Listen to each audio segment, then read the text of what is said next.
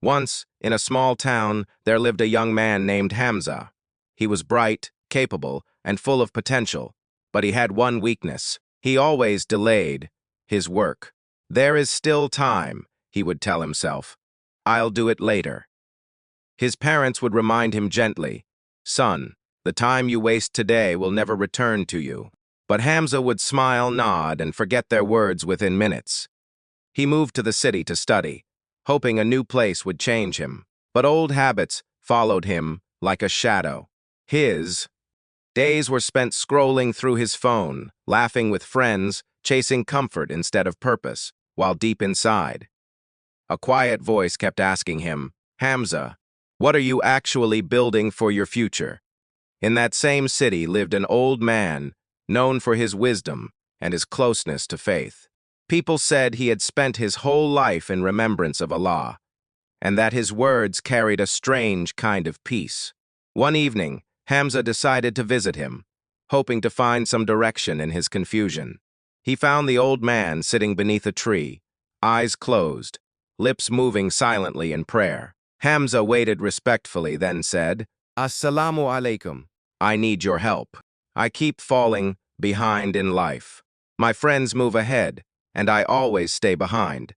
I don't know what's wrong with me."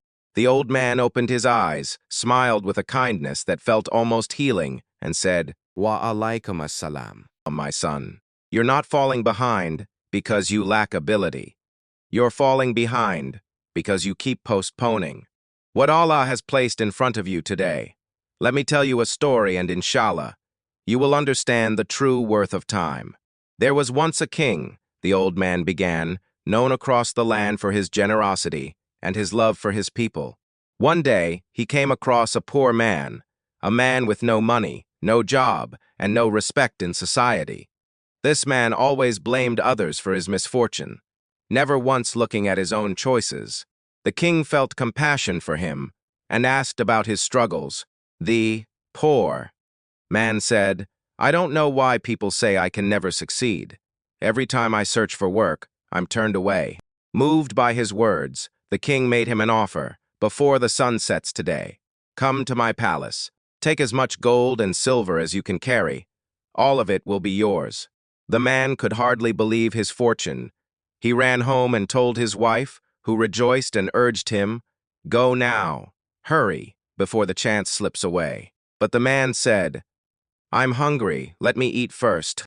So she prepared a meal, and he ate slowly, telling himself, "There is plenty of time, I'll go after I eat." After eating, drowsiness crept over him. "I'll rest for just a moment," he thought, "then I'll leave." But that moment turned into 2 long hours of sleep. When he woke, panic struck him. Time was slipping away. He grabbed his bags and rushed toward the palace. Along the way, the sun burned fiercely above him. Exhausted, he saw a shaded tree and thought, "Just a short rest, then I'll continue."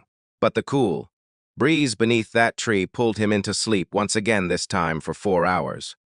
When he finally opened his eyes, the sky had turned orange. The sun was already setting. He ran with everything he had, his heart pounding, his breath heavy, but when he reached the palace gates, the sun had disappeared beyond the horizon, and the doors were already closed. He stood there in silence, the weight of his loss crushing him. He had lost the chance of a lifetime, not because the king broke his promise, but because he himself failed to value the time he was given. The old man paused and looked gently into Hamza's eyes. Hamza sat in silence, his heart heavy, his throat tight. He thought of every prayer he had delayed, every assignment pushed to tomorrow, every moment of guidance he had ignored, thinking he still had time. For the first time, he truly understood. The old man placed a hand on his shoulder and said softly, "My son, Allah does not ask us to be perfect. He only asks us not to waste what he has given us."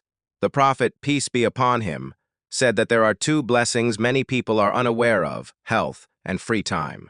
Time is not a small gift. It is an amana, a trust from Allah, and one day we will be asked how we spent it.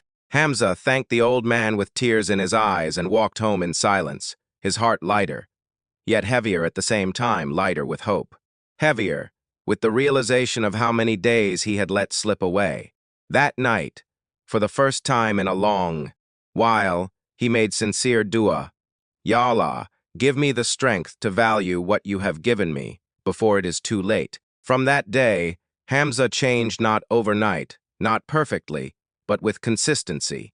He woke early, prayed Fajr on time, replaced idle scrolling with purposeful work, and reminded himself daily that delay steals what regret can never return. Slowly, his grades improved. His discipline grew. The friends who once walked ahead of him began to ask him for advice instead.